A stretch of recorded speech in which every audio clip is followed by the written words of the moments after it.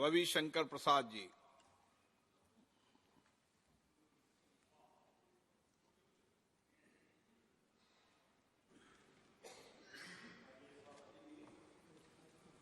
मैं कृतज्ञ हूं कि आपने इस ऐतिहासिक बिल पर अपने विचार रखने का मुझे अवसर दिया है।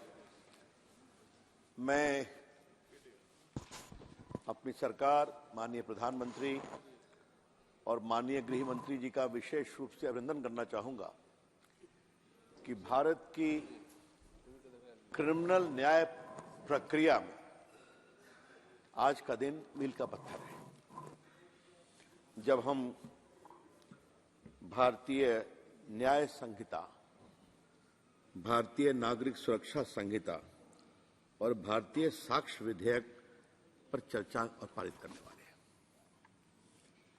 ये भारतीय न्याय संहिता इंडियन पेनल कोड के स्थान पर आ रही है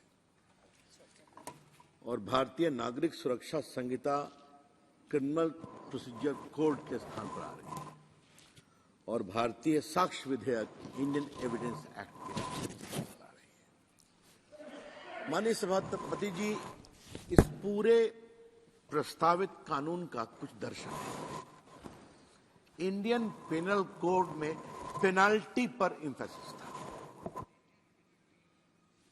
आपको दंडित करना है। भारतीय न्याय संहिता में न्याय पर एम्फेसिस है कि हमें लोगों को न्याय देना है। ये बहुत बड़ी सोच का अंतर है जिसे हमें समझना जरूरी है। दूसरी बात, जो नागरिक सुरक्षा संहिता है उसमें क्या था कि कोड ऑफ क्रिमिनल प्रोसीजर एक प्रोसीजर प्रस्तावित करता था कैसे लोगों को पेनाल्टी देना है, अपील करना है। उसकी जगह पर जो कानून आ रहा है वो सुरक्षा संहिता कि कोई अपराधी हो भी तो उसकी प्रक्रिया में उसकी सुरक्षा की चिंता होनी चाहिए, ये बात भी कही गई है। और साक्ष्य अधिनियम के बारे में तो बातें हैं ही हैं कि कैसे सबूत हो, उनको कैसे प्राप्त किया जाए और कैसे उस पर कार्रवाई हो। माननीय सभापति जी, आज मैं आपकी कृपा पूर्वक अनुमति से सदन के सामने इंडियन पेनल कोड 1860 का थोड़ा उसकी पृष्ठभूमि देना जरूरी है। अगर आप इन तीनों कानून को देखेंगे तो 1860 में इंडियन पेनल कोड आया, माननीय सभापति जी। एविडेंस एक्ट 1872 में आया और सीआरपीसी 1882 में आया। उसके पहले एक छोटा कानून था।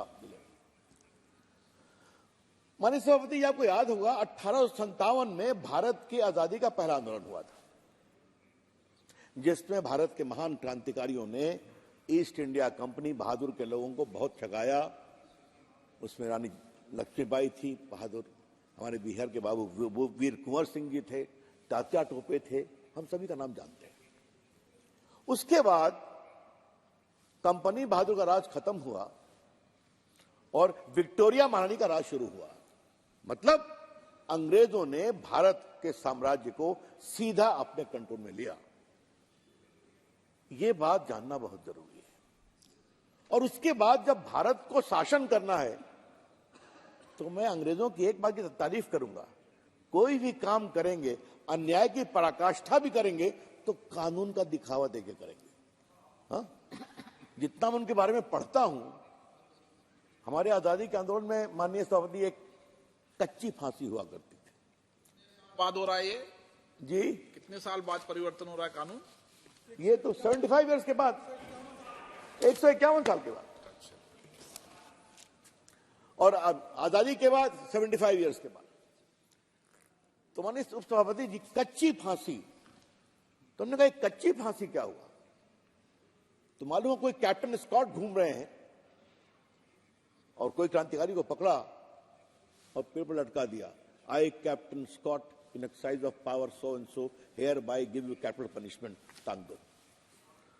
तो आपको आज भी अगर आप देश में घूमे, माननीय सभापति क्षमा करें, तो आपको ऐसे बहुत से पेड़ दिखाई पड़ेंगे पुराने जहां क्रांतिकारियों को कच्ची फांसी दी गई थी। तो जो भी करना है वो कानून के दायरे में करना है। तो मूल रूप से दो चीजों को समझना बहुत जरूरी है।